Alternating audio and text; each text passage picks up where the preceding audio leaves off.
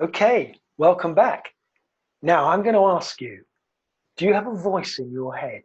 Do you have an inner critic that's constantly telling you what to do, constantly telling you how to act, how to think, how to behave? You do? Of course you do. I do. You do. Everyone does. Everyone does. Some people have more than one inner critic constantly talking at them. Okay, now, what is that inner critic saying to you? Well, it's probably saying you're not good enough, you could do better, nobody likes you. If you do this, this person will like you. If you do that, you'll be more successful in your job.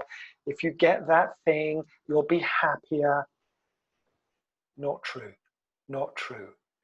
If we assume, well, more than assume, know that happiness is an inside job and that your sense of being, your sense of resilience, your sense of being comfortable with who you are comes from the inside out, then your inner critic has it completely wrong. Has it completely wrong. It's nothing to do with the outside world at all. It's to do with the inside world and what you discover about yourself through modern meditation. Now, this is one of the core outputs of regular practice, because if you practice modern meditation daily, that inner critic, that voice in your head, gradually leaves the room. It really does. It might not go completely, but it feels like your inner critic is in another room next door, or even outside in the street. You have created some distance between you and that mental pattern of negative thinking that's going on. And also, it gives you these amazing skills. Once you create that space that we talked about in seeing, you can then observe your inner critic and not believe everything that he or she tells you. You've created a distance.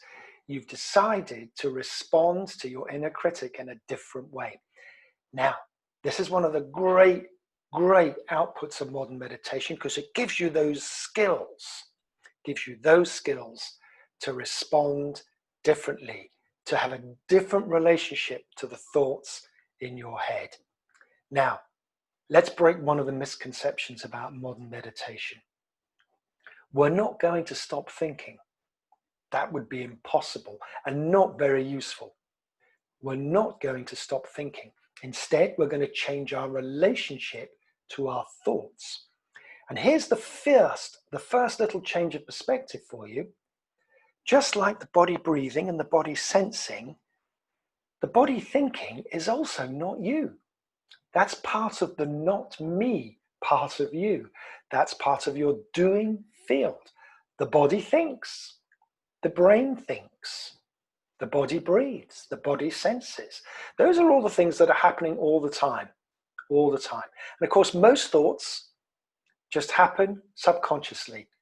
You're basically having a constant dialogue in your head, a story you're telling yourself about the world, and it really isn't true. And when you practice modern meditation, you'll begin to realize that. So we're not stopping thinking, we are changing our relationship to our thinking. And the mind doesn't switch off. That's another misconception broken. The mind doesn't switch off. If anything, the mind switches on. Because for the first time, all of those thoughts that are flowing through the mind, filling it up with nonsense, they begin to fall away with practice. You don't push them away, they fall away. And we'll talk about how that works in a moment. But the thoughts begin to settle.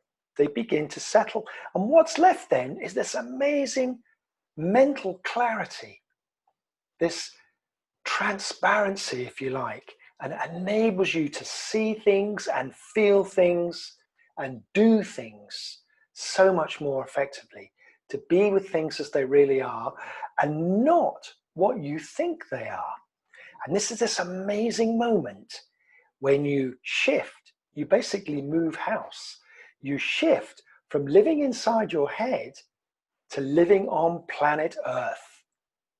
From living inside your head to living on planet Earth, where would you like to live? Where would you really, really like to live? I know where I'd like to live. Let's all live on planet Earth because this place is beautiful. And if we can figure out a way of being here and being with the planet as it is, being with our experience as it is, without our heads getting in the way, then suddenly we see so many new things.